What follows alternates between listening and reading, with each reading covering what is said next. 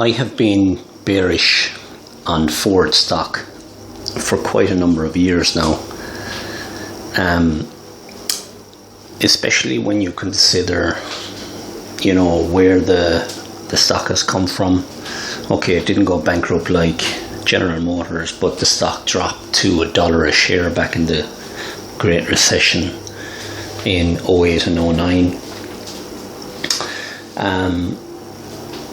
So even though Ford management and analysts will say that the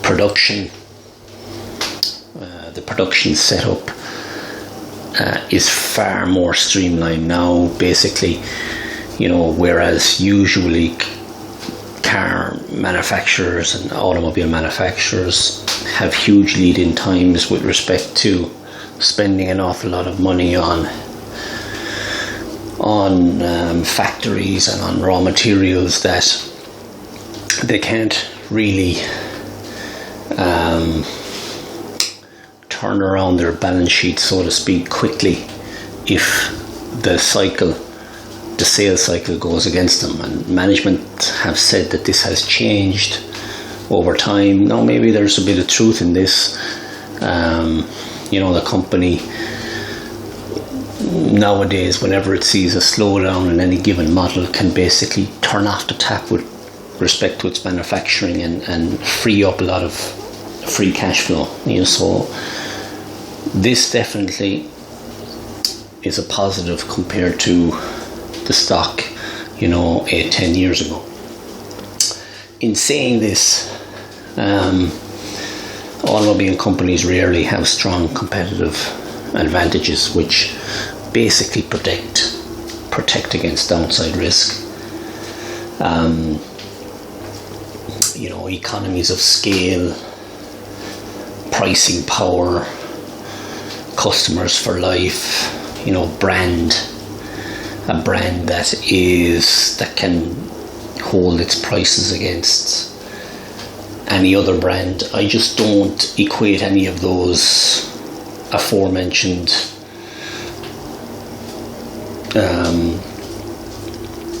competitive advantages with Ford, which is why I'm always conscious of downside risk. In saying this, that's basically speaking with my capital gains cap, so to speak. But as a dividend stock, as an income generating stock, like, the stock definitely can't be faulted over the last few years. Why? Well, management have paid a special dividend.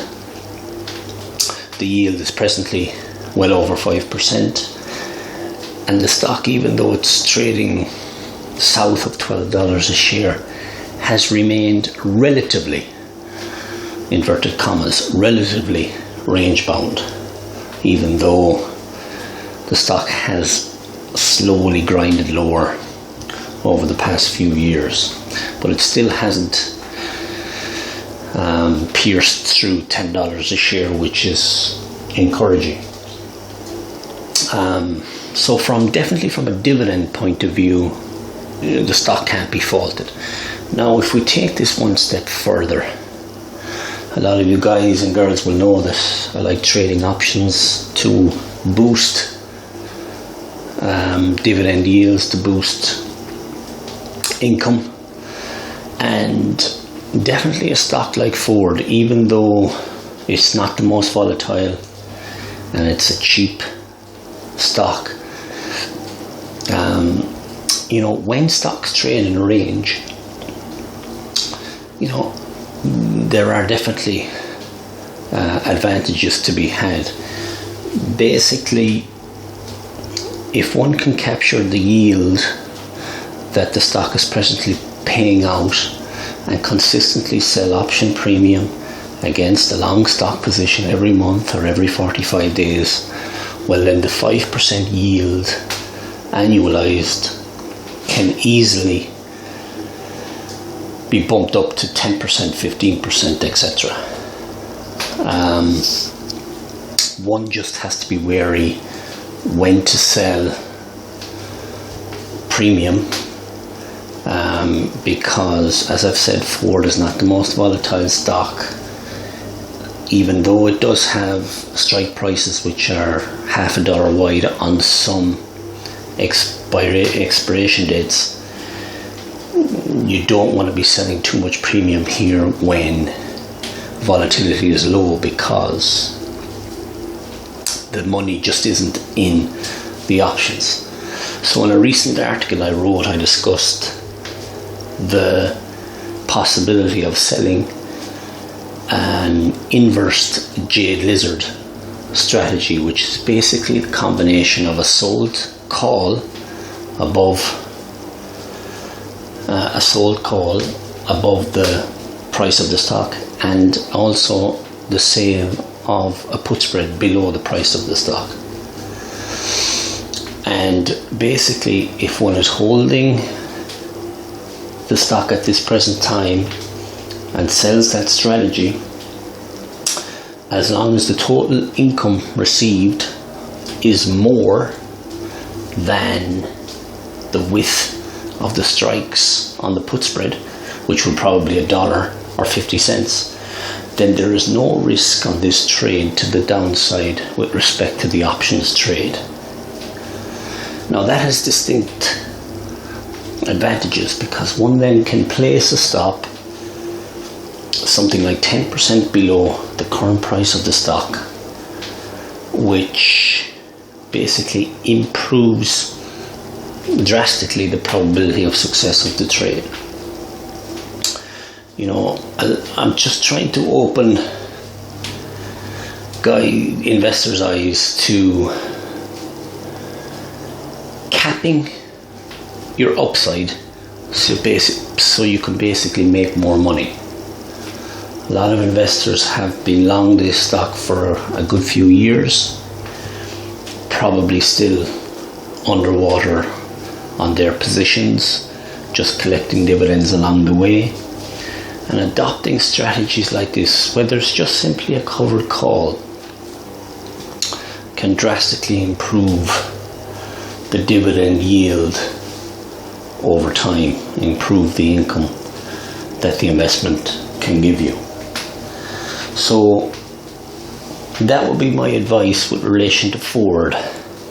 As I've said, although I'm extremely conscious of downside risk in the stock with relation to, you know, the CEO has just been changed, Ford sales dropped 5% or in June, their deliveries dropped 5% in June, and you know, we definitely have a cyclical top in the US market with respect to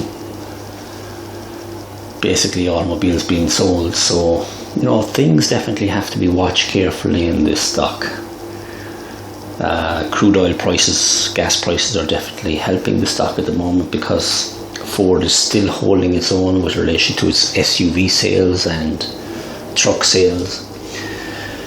So free cash flows are still very robust and are easily covering the dividend, but you know, that can change in a blink of an eye in a cyclical industry like the auto industry. Therefore, to take advantage of the range-bound nature of this investment, I would definitely recommend selling premium when volatility is high against long positions.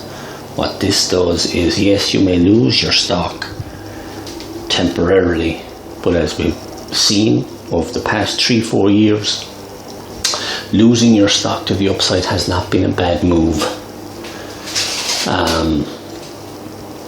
with Ford. So start with the end in mind.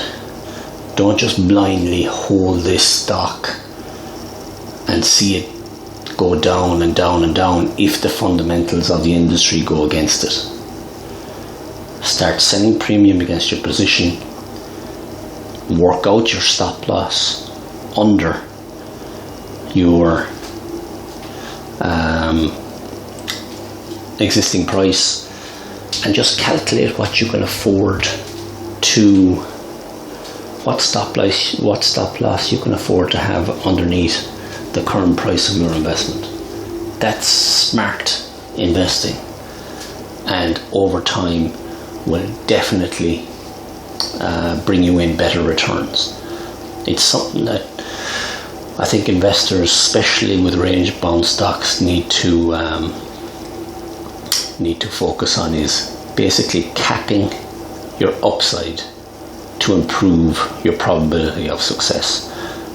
4 definitely, in my opinion, is a stock that is ripe for this type of strategy, because I do not see it breaking out to the upside anytime soon.